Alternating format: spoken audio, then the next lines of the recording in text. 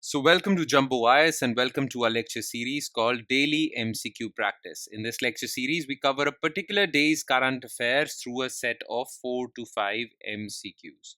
Now, remember, this lecture series is for covering current affairs only through MCQs. For MCQs on polity, economics, geography, history, and other static subjects, we'll have separate lecture series. This lecture series only covers current affairs through MCQs. And what our aim is that by covering 4 to 5 MCQs on a daily basis, we would have covered more than 1200 MCQs by the time you're ready for your next year's prelims examination. Okay. So the idea is that these 4 to 5 MCQs would add up to more than 1200 MCQs, and 1200 MCQs for current affairs alone are more than sufficient. So as far as current affairs are concerned, you don't have to worry about them in your prelims examination. All right, provided you have followed this lecture series regularly and sincerely and made it a part of your daily routine, a daily habit of yours. All right, so do that. Okay, enough of the introduction. Let's straight away jump into the discussion, starting with question number 1. Consider the following statements regarding tuberculosis. Indonesia has the second highest burden of TB after India. India aims to eliminate TB completely by 2030. Nikshay Poshan Yojana is a centrally sponsored scheme for nutritional requirements of TB patients. How many of the above statements are correct? Now look, every year WHO comes out with a global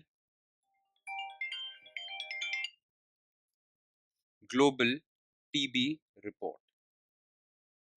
Okay. Now, Global TB report in 2024 says that India has the highest burden of TB cases. In fact, around 26% of the TB cases all over the world come from India. The second highest burden is with Indonesia, which is a distant second, 10%. So Indonesia has the second highest burden of TB after India, absolutely correct. Now, India has vowed to eliminate TB completely by 2025, not 2030. That was an earlier target. Earlier, India had decided to eliminate TB by 2030, but it advanced its target to 5 years to 2025. So this is false. Now, government has launched many schemes to eliminate TB. Okay, Pradhan Mantri TB Mukt Bharat Yojana, National TB Elimination Strategy, all these things have been launched. One such scheme is Nikshay Poshan Yojana, which is a centrally sponsored scheme and a direct benefit transfer scheme. That means, under this scheme, money is transferred into the bank accounts of TB patients to take care of their food and nutritional requirements. So, this is also correct. Only two are correct. B. Question 2. Consider the following statements regarding Pragati platform. It is a digital platform launched in 2015 to enable oversight over critical infrastructure. Completion of long overdue projects like Chenab Bridge and Bogibeel Bridge of Assam can be credited to Pragati platform. It was designed by PMO with the help from National Informatics Center. Okay. Now look, Pragati platform is a digital platform through which Prime Minister Modi every month holds video conferencing with different officials from central and state governments and takes report or takes basically talks to them regarding the implementation of big infrastructure projects. Now that software, Pragati platform, allows video conferencing, okay, through which Prime Minister Narendra Modi talks to these officials on a monthly basis regarding the completion of these projects.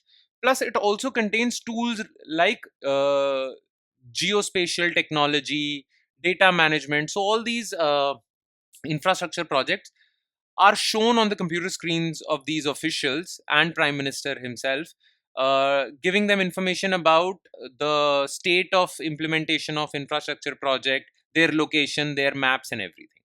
Okay, so it was launched in 2015 by Prime Minister's office to enable oversight over critical infrastructure. Absolutely correct. Now recently Oxford University lauded the efforts of Government of India and said that this tool, Pragati platform, has been a game changer, and they lauded the efforts of Government of India, saying that this platform has really improved implementation of infrastructure projects in India. In fact, they credited the completion of long overdue projects like Chenab Bridge in JNK, which is the highest bridge in the world, and Bogibeel Bridge of Assam. They their completion was credited to this Pragati platform. This is also correct. Now, this platform was designed by Prime Minister's office themselves with help from National Informatics Center. This is also correct. So, 1, 2, and 3. All right. Question number 3. Consider the following statements regarding parliamentary security in India. Parliament Security Service handles the security of both houses of Parliament. The anti-sabotage drills for Parliament security are conducted every day when Parliament is in session. Currently, anti-sabotage drills are conducted by teams from CRPF, Delhi Police, and PSS. Now, look. Earlier, security of Parliament was the job of Parliament Security Service, which comes under Lok Sabha Secretariat.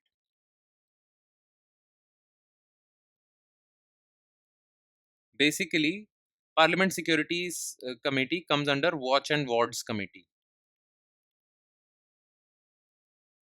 okay, which is under Lok Sabha Secretariat, and they were responsible for security of Parliament.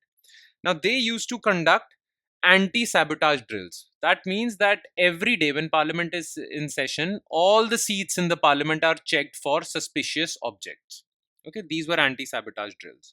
Now, earlier that was the job of PSS, but now the security of Parliament is the job of CISF, Central Industrial Security Force. PSS is replaced by CISF. So CISF Jawans conduct anti-sabotage drills. So PSS handles the security of both houses? No. Now it's CISF. Okay. CISF took over that job in May 2024. Earlier it was PSS, CRPF, Delhi Police, but now it's CISF. Anti-sabotage drills for Parliament are conducted every day when Parliament is in session. Absolutely correct. Currently, anti-sabotage drills are conducted by teams from CRPF, Delhi Police, and PSS. No, that was the case before May 2024. Now it's the job of CISF. Okay, so only 2 is correct. Question 4. Which of the following statements are correct regarding Polavaram multi-purpose project? It's a hydropower, irrigation, and river interlinking project based in Andhra Pradesh. It was conceived in 1980 as part of recommendations of Godavari Water Disputes Tribunal. The project implements the Godavari-Kaveri link under the Interlinking of Rivers project. So look, Polavaram Dam or Polavaram Multi-Purpose Project is still under construction, but it was conceived in 1980 as part of recommendations by Godavari Water Disputes Tribunal. This is correct. Now, this Polavaram Dam would produce hydropower, would create canals for irrigation in the region, and would also transfer water from Godavari to Krishna River in Andhra Pradesh. Okay, so it is a river interlinking project also based in Andhra Pradesh. This is also correct. The project implements Godavari Kaveri, no Godavari Krishna link. So this is false. 1 and 2 only. And last, which of the following statements are correct regarding Central Industrial Security Force (CISF)? It is one of the 7 Central Armed Police Force established in 1969. It is under the operational control of Ministry of Defence. It secures most critical infrastructure facilities like nuclear installations, space establishment, airports, seaports, power plants. Okay, so look, there are 7 security forces which are collectively called Central Armed Police Force. Okay, these 7 forces are BSF, Border Security Force, which is for border security at Pakistan-Bangladesh border. Then there is Sashastra Seema Bal, which is for border security with Nepal and Bhutan. Then there is Indo-Tibetan Border Police for border security with China border. Then there is Assam Rifles for security in Northeast. Okay. Then there is CRPF, Central Reserve Police Force. Then there is CISF, which is Central Industrial Security Force, which has been created to secure industrial establishments, critical industrial establishments like nuclear power plants, power plants, airports, seaports, and now even parliament. So CIF was created for that. And then is National Security Guard, NSG. These are commandos for hostage situation, terrorist attacks, and whatnot. All of them are collectively called CAPF, and all CAPF forces function under Ministry of Home Affairs. Okay. Now CISF was formed in 1969, absolutely correct. but it is under operational control of Ministry of Home Affairs, not Defense. So this is false. Now it secures most critical infrastructure facilities like nuclear installations, space establishment, airport, seaport, power plant. Absolutely correct. So 1 and 3 only. And with that, we conclude today's session. Thank you so much for watching, everyone. And I'm sure it has added value to your preparation, but it would add more value if you spare another 5 to 10 minutes revising this lecture. Okay? And you can revise this lecture from the notes provided by us. These notes shall be available on our Telegram channel, and the link to our Telegram channel is provided in the comment section below. So make sure you spend the necessary 5 to 10 minutes. On that note, I'll be signing off. Thank you so much, everyone.